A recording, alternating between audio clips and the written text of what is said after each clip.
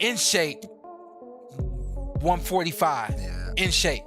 You know what I mean? So this is different from a Crawford coming up to 168, but we know his walk around weight is probably 170, 180. Gervonta Tank Davis' only shortcoming, pun intended, is his height. He's 5'5" with a 67-inch arm reach.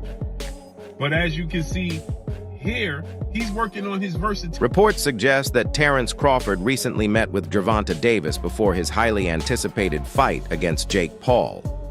During their meetup, Crawford offered Davis some valuable insights and shared a few training pointers to help refine his strategy. Both fighters were seen, exchanging ideas about ring tactics and showing genuine respect for one another's skill and dedication to the sport. Crawford even praised Davis's hard work and natural ability, saying he fully supports him as a fighter. He added that if the two ever crossed paths in the ring one day, it would be out of admiration for boxing, not rivalry. Gervonta Davis speaking about you. Is that ever a possible fight? Yeah, if he want to dare to be great, he can be like all the other fighters that moving up 2 weight classes, and, daring to be great. You would fight him. Man, tell him to come up there. He got to come to win 54. He said I got a glass chin, so tell him to come and touch it.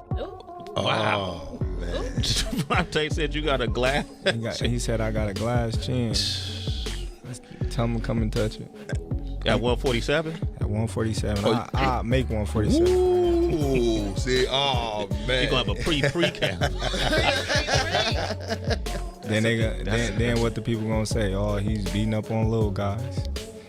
I don't know. Biz, the adult, a popular voice in the boxing community, commented that the upcoming clash between Gervonta Tank Davis and Jake Paul needs to deliver real excitement. He pointed out that some fans fear the match could end up looking like a friendly sparring session, with both fighters holding back to avoid embarrassment. But according to him, if that happens, it could be disastrous for both. The audience would lose interest, and neither fighter's reputation would recover. With the massive fan bases that Tank and Jake command, people expect action, not hesitation. This fight must bring genuine energy and intensity, because if it turns slow or cautious, all the buzz around it could disappear overnight. Right. This is scary. Gervonta Tank Davis is working on his versatility. We already know he has that ultimate equalizer, that special God-gifted one-punch knockout power. But he also can box. Gervonta Tank Davis, he's very durable, has a chin, never seen him visibly hurt. Gervonta Tank Davis also has great footwork, and foot placement. And here you see Gervonta Tank Davis' only shortcoming, pun intended, is his height. He's 5'5" with a 67-inch arm reach. But as you can see here, he's working on his versatility. He's now working on fighting orthodox. He's naturally a southpaw. Now he's working on fighting orthodox. Great switch hitters, no diddy, in the sport of boxing. Keith Thurman recently shared his thoughts on Gervonta Davis and the constant criticism he faces. According to Thurman, the same people who bash Tank are often the first ones tuning in whenever he fights. They claim his performances fall short, yet they never miss a match. Thurman pointed out that this kind of attention, even when negative, actually fuels Davis's fame. The more critics talk, the more recognition Tank gets. In the end, their attempts to tear him down only help keep his name shining in the boxing spotlight. Career ending. It could be career ending. Jake Paul can end his whole shit. That's the black. Tank can end Jake Paul's whole shit. And if that fight is meh, and it's just a sparring session that's tit for tat, their shit's over.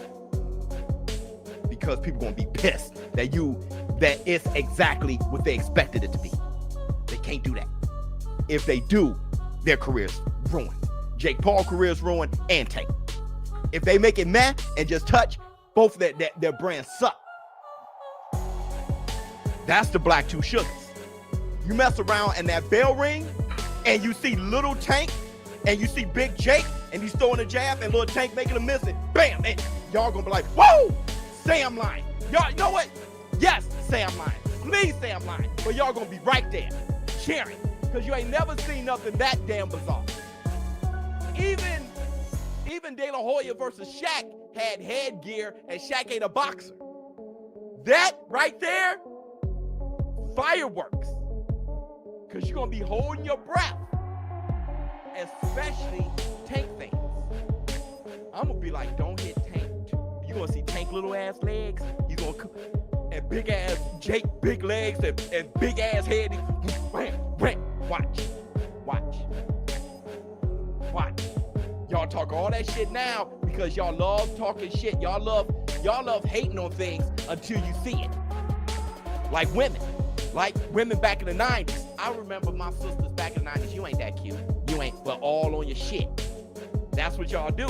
Y'all talk shit, but y'all the first ones. When Claressa Shields suggested that the only logical matchup for Gervonta Tank Davis would be against Shakur Stevenson, it clearly didn't sit right with him. Tank fired back with a cool but firm response, saying that no one has the right to dictate his next move. His message was simple. Fans should support him, not try to manage his career. This reaction comes from a deeper place. After his draw with Lamont Roach, a wave of criticism hit him online, with many calling him overrated. That backlash seemed to hit hard, and now Tank appears determined to do things his own way.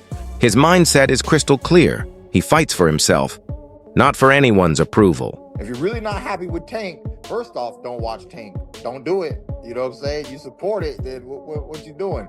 You can't not support and support at the same time, right?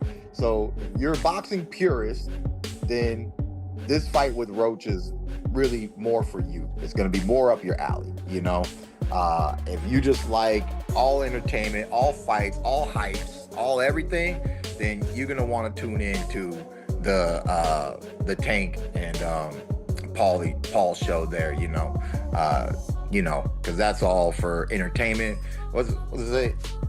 For entertainment purposes only, right? It's just say like somewhere in the small print of the promotion. For entertainment, don't do this at home, kids. You know, so fine. Disclaimer. Yeah, disclaimer. For entertainment purposes only, you know. So, you know, it's money-making purposes only. You know, it is what it is, people. When Claressa Shields commented that The upcoming matchup between Gervonta Tank Davis and Jake Paul doesn't exactly fit the mold of traditional boxing. Many analysts argue that this kind of fight isn't about pure competition. It's more of a crossover between sport and spectacle. What makes it even more unusual is that both fighters are still in their prime. Exhibition bouts typically happen when boxers are past their peak, like the recent showcases by Floyd Mayweather. But in this case, both Tank and Jake remain active and ambitious, still building their legacies. That's what makes the event so intriguing. It blurs the boundary between a legitimate boxing contest and a viral entertainment show. approval. And says that, you know, pretty much the only people that can beat him is Shakur Stevenson, and I don't know who else he said. He said she thought that at a point in time that Devin Haney could beat him, but now she doesn't believe that. But so really the only fight that there is for Gervonta Davis is Shakur. What a mighty, mighty convenient argument. And Gervonta Davis responded, and basically his response was, "Come on, girl, stop talking about me so much because you're making me feel like I'm special." Right? So he pretty much just, you know, kind of blows it off. But I really think that there's something much deeper going on here. And it is that this, and I said it again, I said it in another video, I'll say it in this one, the Bud Buddies.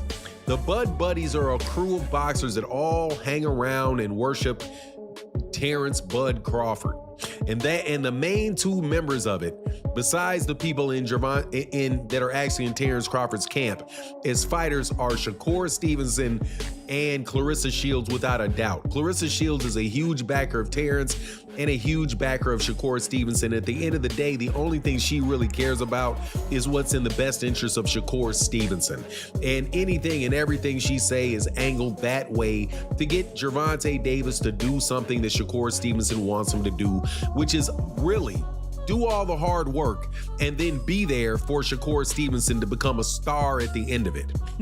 I'm telling you, man, I believe that to the bottom of my soul, that is the same plan that Terence Crawford... Another major concern surrounding this fight is the huge difference in weight. Jake Paul usually competes near the cruiserweight range, while Gervonta Tank Davis typically fights between the lightweight and super lightweight divisions. That's roughly a 60 to 70 pound gap, something boxing's weight class system is designed to prevent. Weight divisions exist for a reason, to keep competition fair and protect fighters from unnecessary risk. If matchups like this start becoming the norm, it raises serious questions about the purpose of those divisions. Even if it's labeled an exhibition, the physical imbalance could make the fight dangerous or completely one-sided.